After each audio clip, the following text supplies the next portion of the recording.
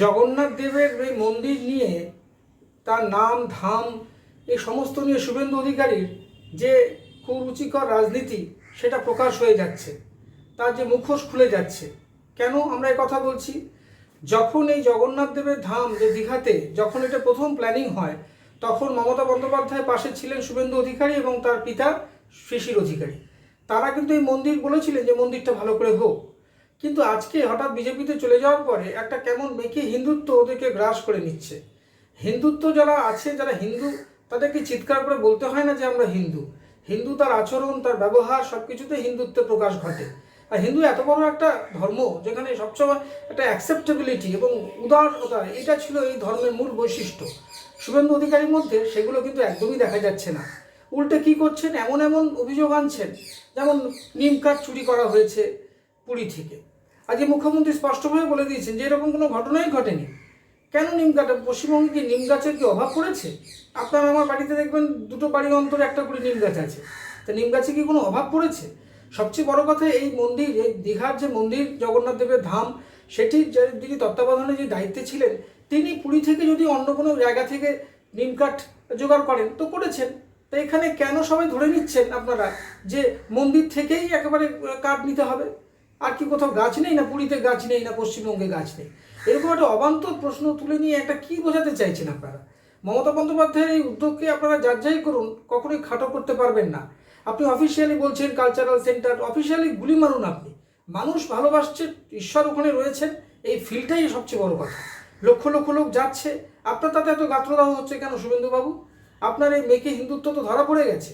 আজকে আপনি হঠাৎ করে হিন্দু হয়ে গেছেন। এর আগে আপনি গরুর মাংস খেয়েছেন, তাহলে এর আগে আপনি মাথায় টুপি দিয়ে মসজিদে গেছেন বিভিন্ন, যখন তৃণমূলে ছিলেন।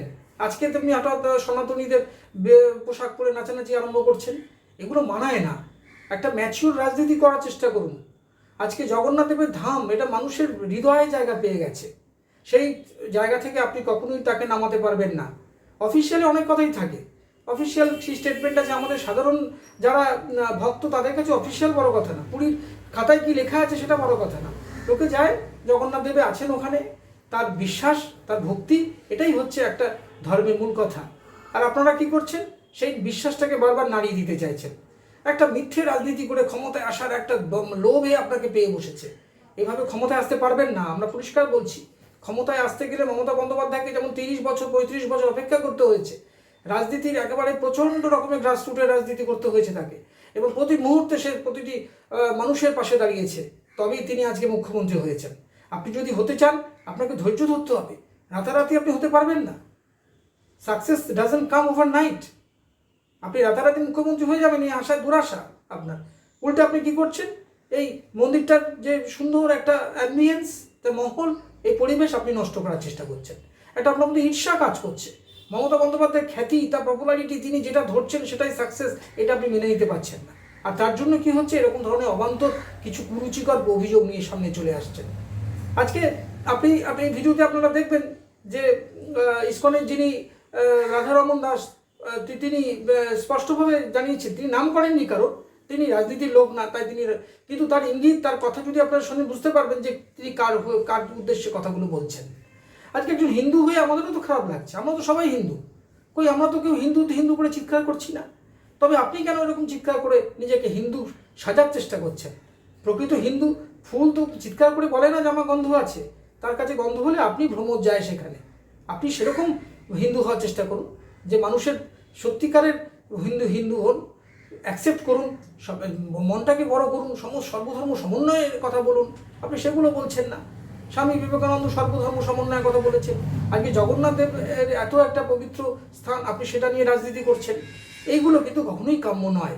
যাই হোক, আপনারা এই ভিডিওর মাধ্যমে আপনারা দেখবেন এবং দেখুন যে রাধারমন বাবু কি বলেছেন। है कि कुछ लोग जगन्नाथ धाम नाम को लेकर अननेसेसरी कंट्रोवर्सी कर रहे हैं।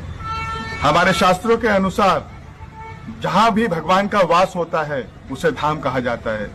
जहां पर भी भगवान का मंदिर होता है या तीर्थ होता है या वैष्णवों और भक्तों का समागम होता है उसे धाम कहा जा सकता है। हमारे शास्त्रों के अनुसार 4 प्रमुख धाम हैं सनातन धर्म में: बद्रीनाथ, जगन्नाथपुरी, रामेश्वरम और द्वारका। लेकिन अन्य स्थानों, अन्य तीर्थों को भी धाम कहा जा सकता है, जैसे वृंदावन धाम, श्रीधाम मायापुर, नवद्वीप धाम। तो हमारे शास्त्रों के अनुसार जहां पर भी भगवान का मंदिर हो, तीर्थ हो और भक्तों का समागम हो, उसे धाम कहा जा सकता है। दीघा में इतना भव्य मंदिर बना है, और जब जगन्नाथ भगवान की प्राण प्रतिष्ठा हो गई है, यानी जगन्नाथ भगवान यहाँ पर विराजमान हो गए हैं, तो वो स्थान कैसे ऑर्डिनरी रह सकता है। और उसे जो लोग कह रहे हैं कि जगन्नाथ धाम नहीं कह सकते, वो लोग भगवान के ऊपर में क्वेश्चन मार्क कर रहे हैं। अरे जहां पर भगवान निवास कर रहे हैं वही तो धाम। আমাদের ভিডিও ভালো লাগলে লাইক ও শেয়ার করুন, কমেন্ট সেকশনে গিয়ে জানান আপনাদের মতামত। আরও ভিডিও পেতে চ্যানেলকে সাবস্ক্রাইব করুন। প্রতি মুহূর্তে খবরের আপডেট পেতে প্রেস করুন বেল আইকন।